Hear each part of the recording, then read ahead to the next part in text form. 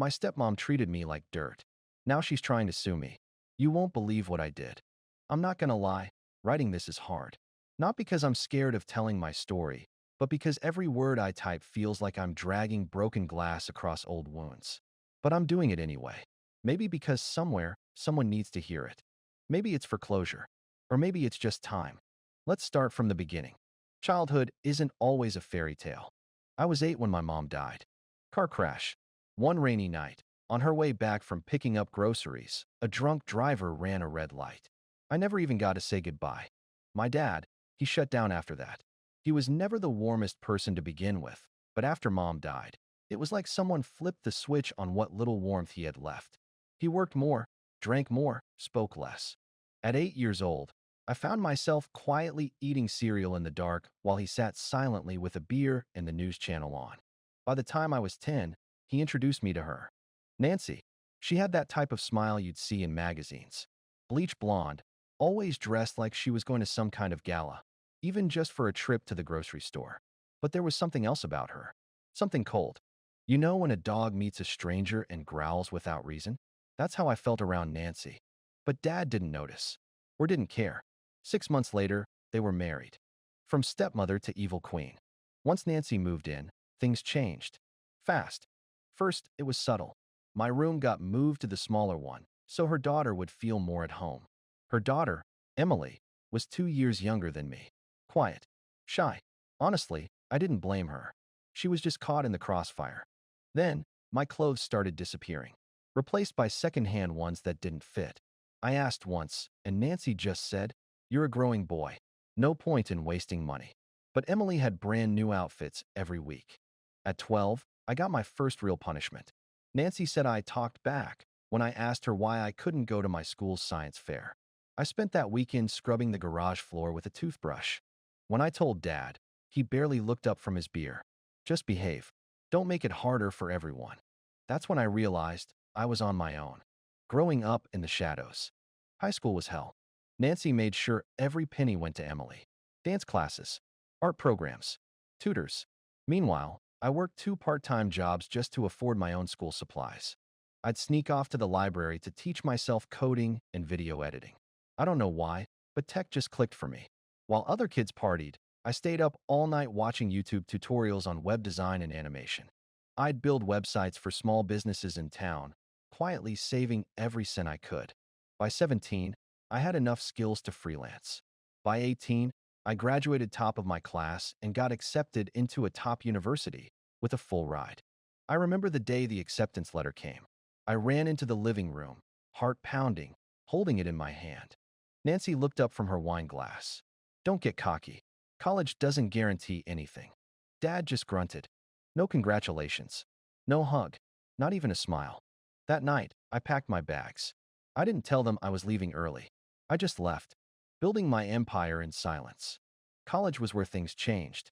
I built my first real business sophomore year, an app that helped people create websites without needing to code. Within a year, it got featured on a major tech blog. Users started pouring in. By 22, I sold it to a bigger company for $2.8 million. I didn't post about it, didn't flash it on Instagram. I just kept building. Next came a digital marketing startup, then a content automation tool.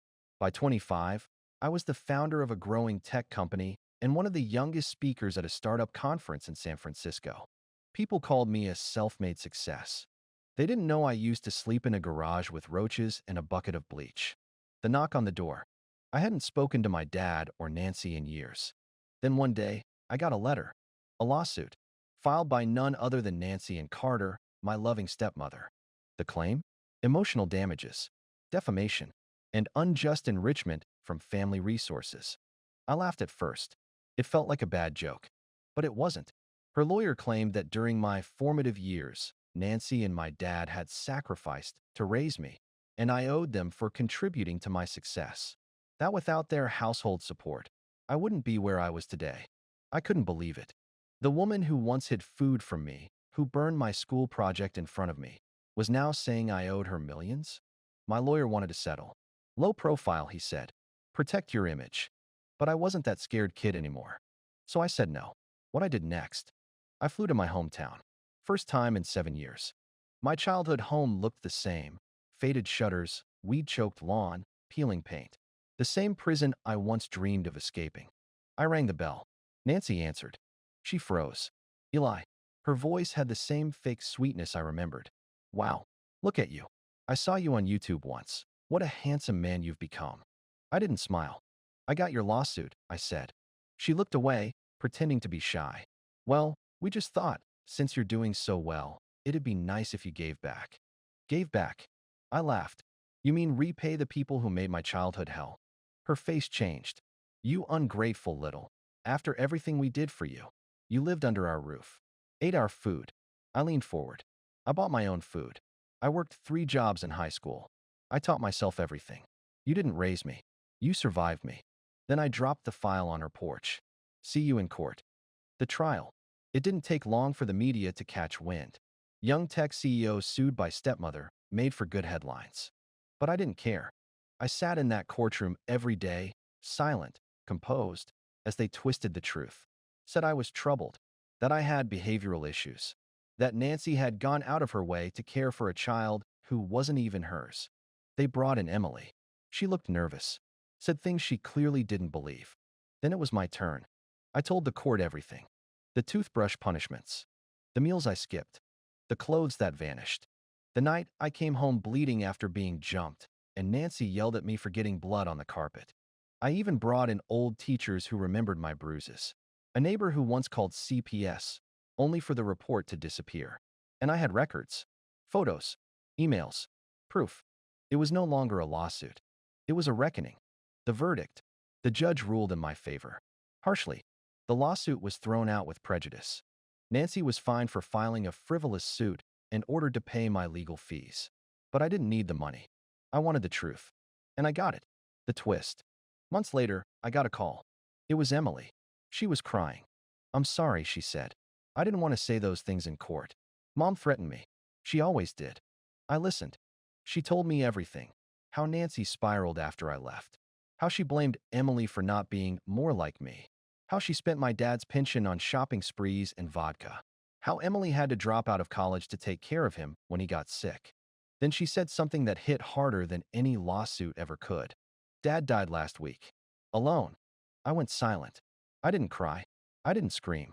I just sat there, holding the phone, feeling nothing but emptiness. The final move. I flew back one last time. Not for Nancy. For Emily. I met her outside a dusty cafe. She looked like she hadn't slept in days. We talked for hours. About childhood. About pain.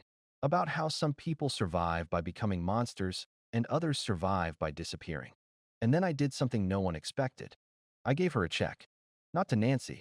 Not for guilt. But because I saw something in Emily I recognized in myself. A kid trapped in the crossfire of someone else's war. You deserve a second chance, I told her. Don't waste it. The moral. So yeah, that's my story. My stepmom tried to sue me after years of treating me like trash.